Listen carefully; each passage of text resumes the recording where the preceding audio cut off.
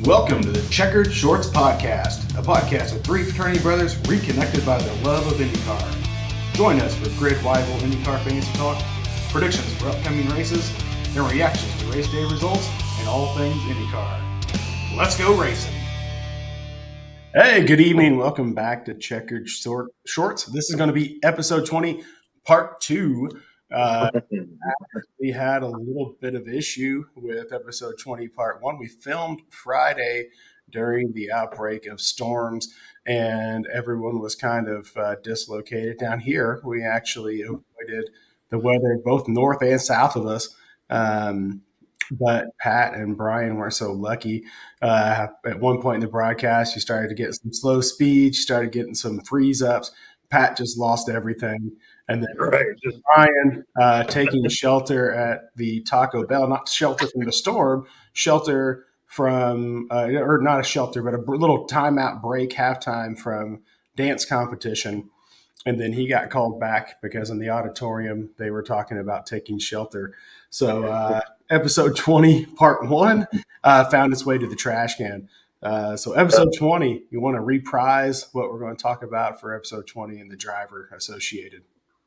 Sure. Episode 20, I think the easy one here is to go with Ed Carpenter.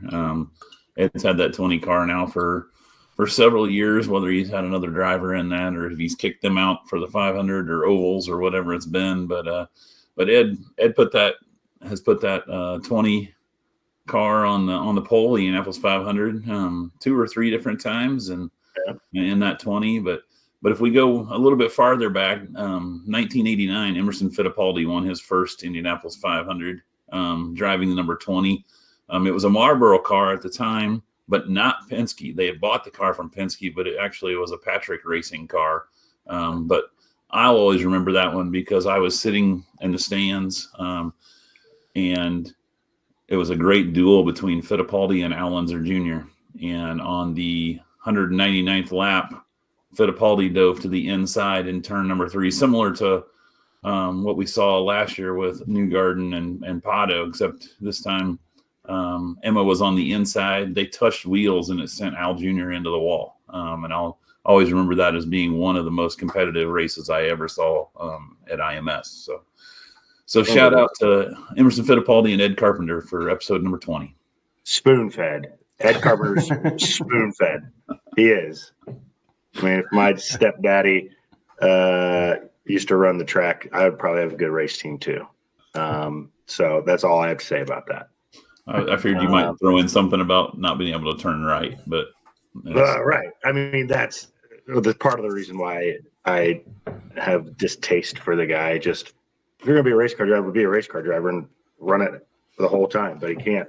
No road courses for Ed. So one time I saw him at a Village Pantry at like 86th and Ditch. This is during COVID. And I'd like to say he's getting a pack of cigarettes, but he wasn't. He had like Gatorade in his hand or something. I was like, when are we going to go racing? He's like, I don't know. I'm like, okay, Ed, get out of here. So my displeasure for Ed. Hopefully he listens. I thought you were going to say he got stuck in a loop in the store, only making turns down every aisle. Should have said that. That's what he did. You're right. I did not know that was not a Penske car. Yeah. When Emma won that, I remember the situation. I know the race, but I would never have known it wasn't a Penske car. So I'm not too sure if it was the next year or a couple years later when Penske signed Emma, but yeah, and that he was racing for Patrick when he first came over from F1. So to give you a timeline where we're at now. Today is Sunday. We're recording on Sunday after Pat and Brian, the locals, made their way to the track. So we're going to hit on that a little bit, but you're talking about Penske. And Penske was a big topic of conversation here in the Fast 12. Sure. Give us a little background of what you may have heard at the track or what people were saying in the stands and what you've learned since. Well, we were really surprised. Pat and I are sitting there getting ready for the Fast 12 and kind of talking about who we expected to go through to the Fast 6. And I think we were all in agreement that, at that point, McLaughlin had already wrecked in practice, so we knew that he wasn't going to be out there. But we just assumed that Power and Newgarden would be two of the quickest out there. And then it got time for Will in line, and all of a sudden, we saw, I think it was Sato coming onto the track. And then we see on the big screen, Power's car being pushed back. And so then, luckily out there, the PA system, and I think it was Dave Calabro or somebody made the comment and let us know that at that point that Power and Newgarden had some issues in inspection. And then later we find out, that maybe even Power's group had gotten through, his car had gotten through inspection without any issues. But Newgarden, when he went through, they caught something. They went back and looked at Powers, and he had the same issue on his car. And so they pulled both of them and put them back at the end of the line. And we started wondering then, like, were they going to let them race or qualify at the end, go back and make those changes, the changes that needed to be made. And so I kind of had a fit because I thought that's not really fair, because anybody who's been out there knows that the later you run, cloud cover comes in, you get some shade from the stands, temperatures start to cool, winds die down. That's typical, when we talk fast 12, fast 6, that would have given them an advantage. And I think that ultimately IndyCar made the right call in my book by not allowing those two to get back out there. So probably would have had a bunch of naysayers with, it's already out there all the time. Is Penske going to get an advantage at this point based off of the dynamics, with Penske being the major backer of IndyCar at this point? The majority. I think Pat had a conspiracy theory that I'm sure he's chomping at the bit to share with us. I mean, I'm just saying. So McLaughlin wrecked, obviously, 12 minutes into practice today. He said, like, it was by far the fastest lap, I think, of the week that he was on. Wrecked it, right? And he said he should have probably held up. He's like, I felt it kind of go, and I just stayed in it. Conspiracy theory is, hey, let's not run these cars. We have two really good race cars, 500 race cars, not a road course race car that we have to make into a 500 car. Let's just add a little wing nut, or I guess is the actuator. Sounds like they caulked a seam together type of thing. So I don't know. I bet you we won't be the first one to say. We'll listen to all of our other podcasts, and I bet you somebody else says, maybe not a conspiracy theory, but what if they just liked their cars the way they were? Because it was, all weekend, it was pretty volatile out there as far as winds, conditions. I think today was a little bit safer, but let's not. McLaughlin went to Newgarden's backup. Not that they definitely have the cars. It's just, I think it could have been more. I don't know. This is just, who knows? But it was really odd. That's for sure. And they go through inspections already. So what happened? When did it happen? It's not unheard of to not pass an inspection. Cars do it all the time. They go back through and, okay, you got to fix this and this. Okay, well, we'll get it fixed. All right. We fixed it. Okay. Approved. Go ahead. So, it seems weird because, we hear a lot about the phrase Penske perfect, and in all aspects of Rogers' business and dealings in IndyCar and racing. But there have been a few instances recently where, like, they've even said mistakes were made. And for a team that really strives and prides themselves on being Penske perfect, just seems odd that this is happening. I'll agree with you, Pat, there. On both cars. That's too big of a coincidence. Maybe if it almost seemed too obvious of something to try to slip by as well. It looked like me trying to Bondo my 81 Trans Am, like the rust of the back fender, piecemealing it together in my dad's garage before I went out on my first date when I was 16 years old or something. It was just kind of odd, the whole setup. And you're like, watching even on TV, they were a little slow with the information. They're like, well, something's going on. But we don't know what, and we can't report anything. And then finally they have the interview. So maybe more will come of it. But overall, I think I didn't go out yesterday, but I did watch. I had it on literally every TV as I walked around the house, put one on the back patio. Yesterday was, I mean, probably some of the most interesting qualifications and practices I remember seeing. Just with the wind conditions, I actually talked about the hybrid. The hybrid was a huge talking point the whole weekend, rightfully so. I think maybe it makes a little bit more of a difference in this racing than it might on some of the others. I don't know if that's why they talk about it more, but I mean, some big time wrecks: Scotty Mack, Herta, Armstrong.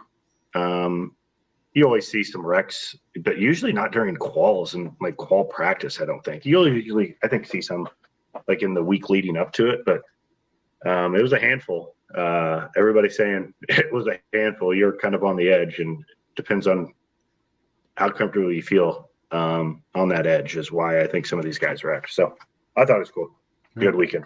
It was an exciting weekend of qualifying for sure. And it ended amazingly tonight. I think that, you know, and obviously I got the chance to be there again this year, but I mean, where did that come from? I mean, I don't think, you know, where does Robert Schwartzman and Prema, like, think about the 5 races they've had leading up to this and the struggles. I mean, and even this month, even in preparation, like the first day of practice, Schwartzman didn't even get to run. Like they didn't even get him on the track. They were late getting everything prepared.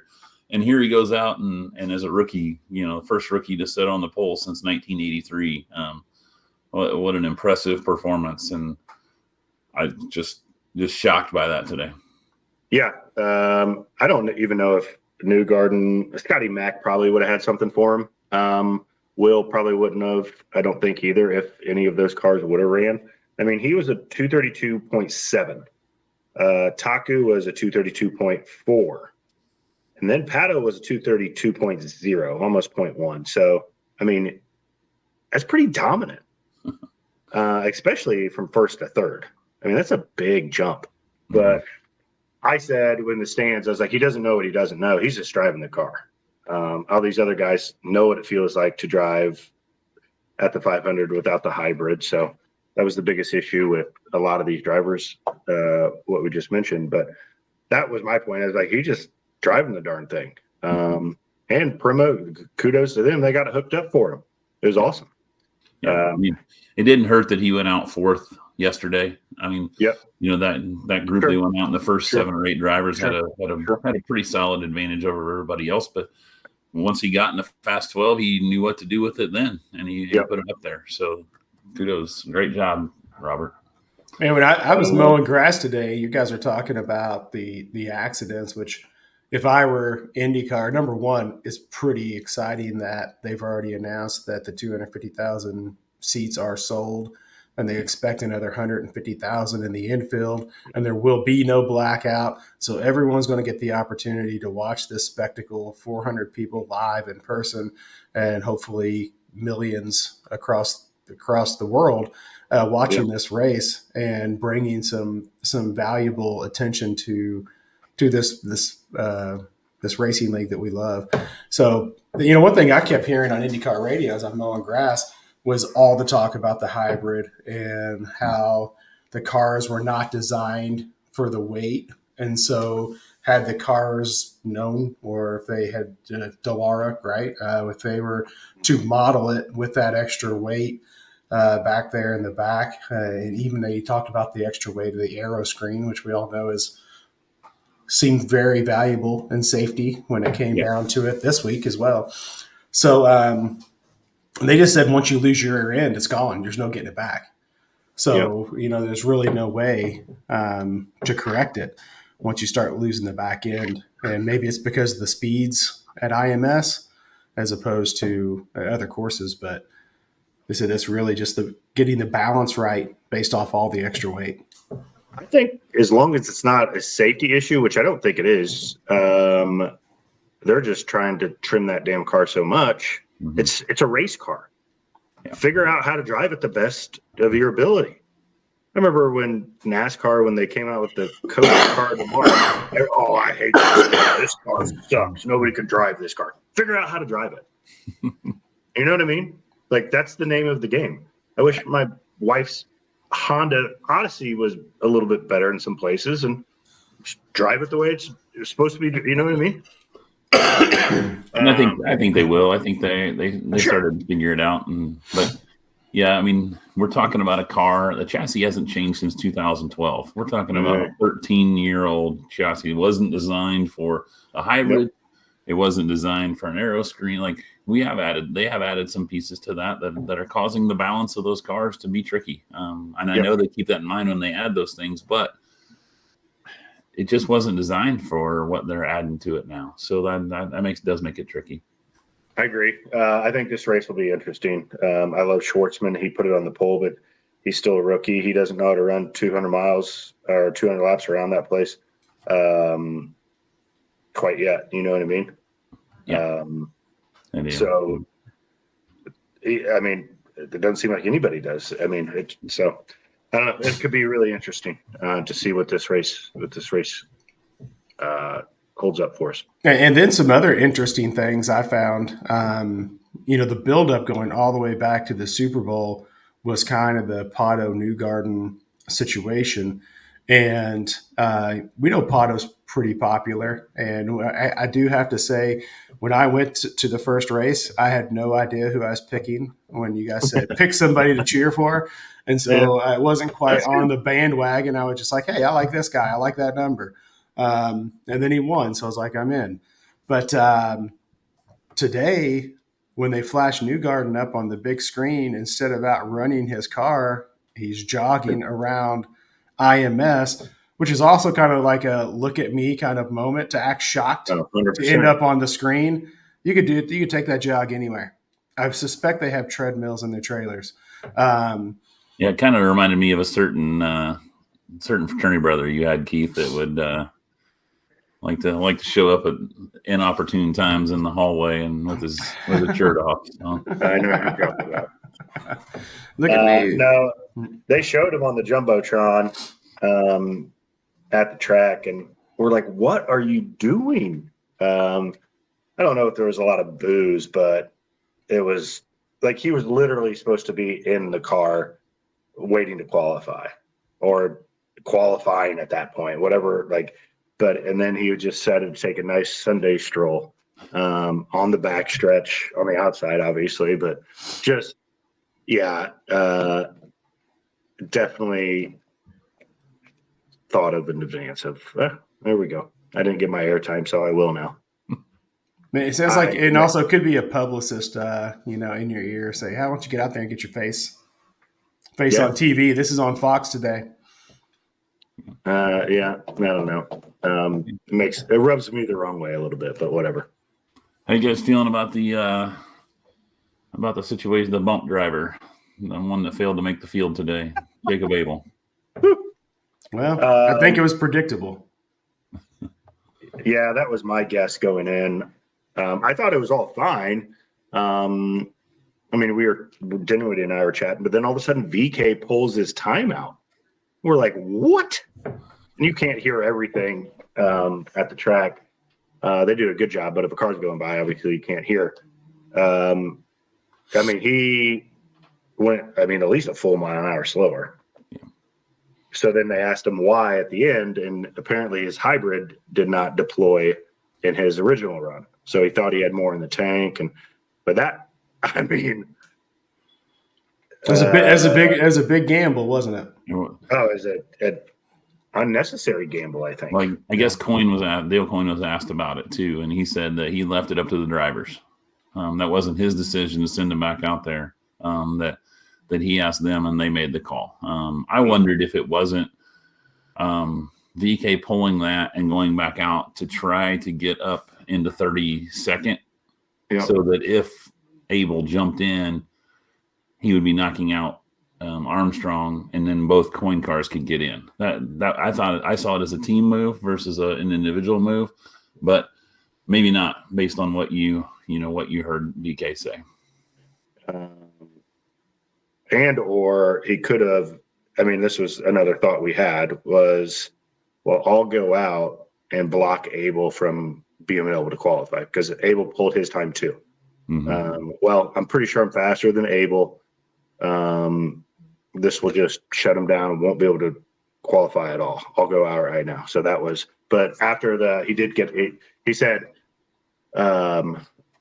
he said his hybrid didn't deploy on that first round, but he went a lot slower that second time.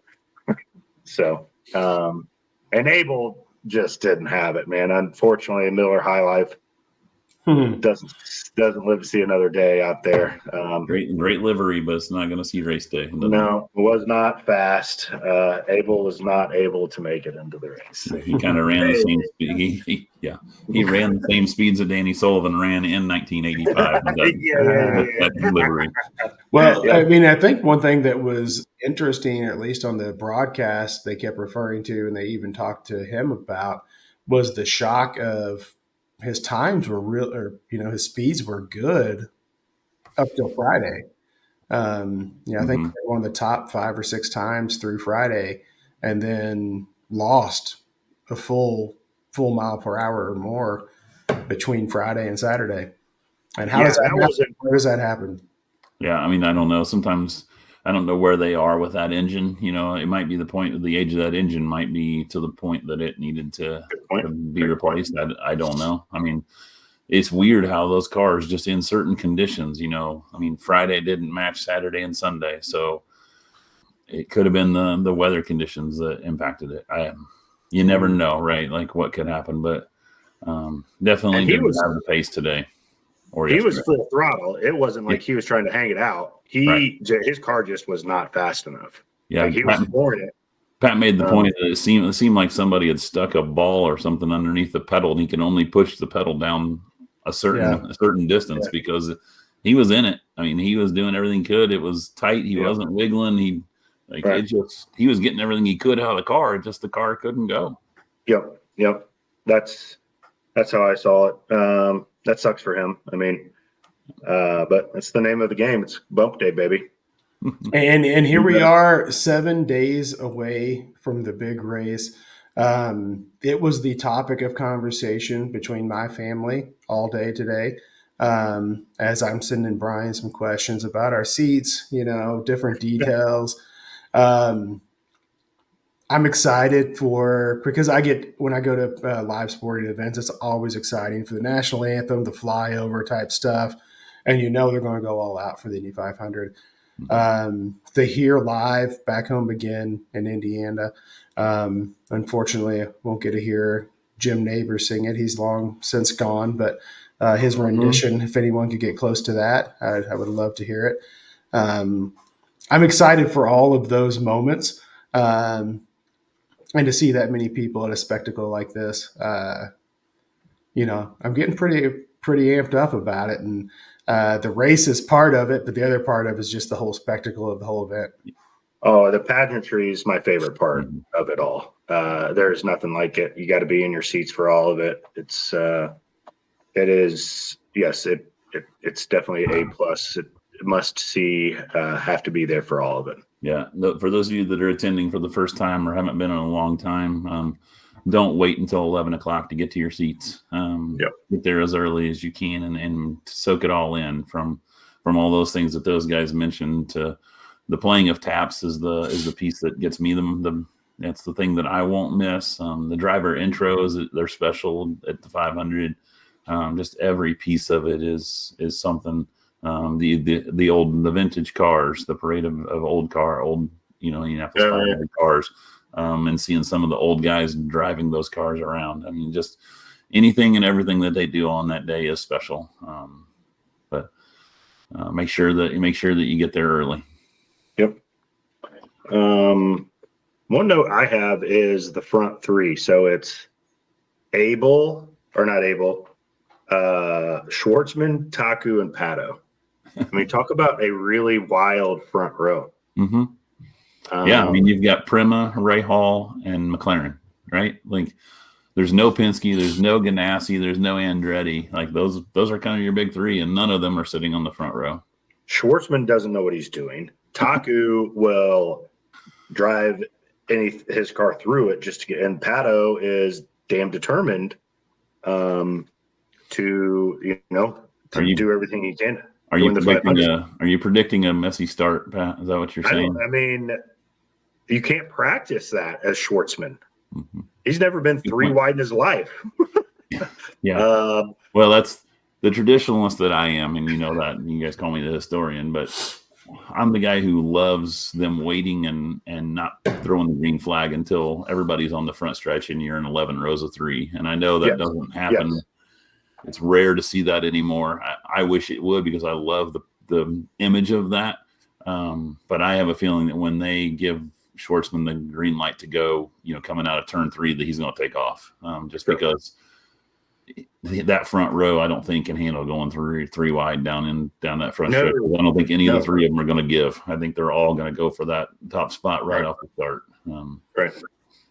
And you got to be ready behind them. I mean, I don't know. It'll be interesting to watch. That's for sure. It'll be. I know one thing that I heard on IndyCar radio, they were talking about, anyone can win from any position in this race, but there are still huge advantages from being in the first 2 rows, because the air gets real dirty with that many cars on the track. And that's true. It's really hard until some cautions come out, until some people start pitting, to fight and make movement from the back, because the air is so dirty.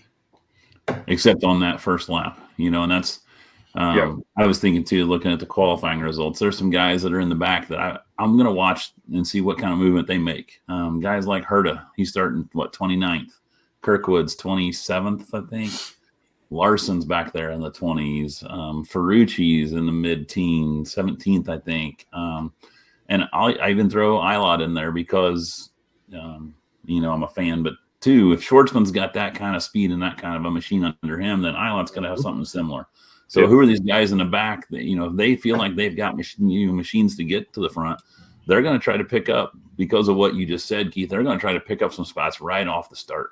And they're gonna take off and try to jump that start. So that could make it definitely an interesting start to the race. And I don't want to say there's no strategy in the 500, but you kind of got to wait till what is dealt to you. Yes, there's no tire; they're all the same tires. How fat or far you can go on fuel.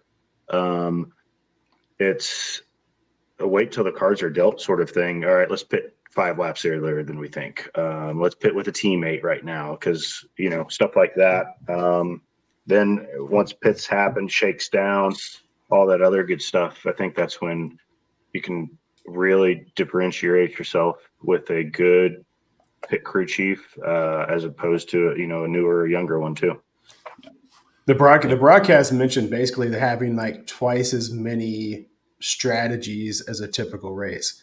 So you got strategy A, but then you got scenario 1. Strategy now becomes A, B, or C. And then scenario 2, strategy E, D, E, and F. And where opposed to some other races, it's like sometimes you're locked into one strategy, or you might have a second or third. But this is a situation where you got multiple strategies deep based off of the circumstances of the race. Yeah. And that's why you always see the big guns at the end, because they've got those guys on their pit boxes that have thought everything through. And, no offense to, I heard that Davey Hamilton is going to be on the pit box for Jack Harvey. And Davey's a smart guy, but he hasn't done that in a long time. And so some of those guys, just don't have the experience to have that lineup of, when something happens to know exactly what the call is. So that's a good point to keep in mind. Yeah, you don't want to. Guys don't like to lead in the 500 because it burns more fuel. It causes more drag on your car, more downforce, more wind at you. So you'll hear it. I guarantee you during the race at some point. It's costing him more fuel by leading the race, type of thing. So we'll see. I'm pretty pumped.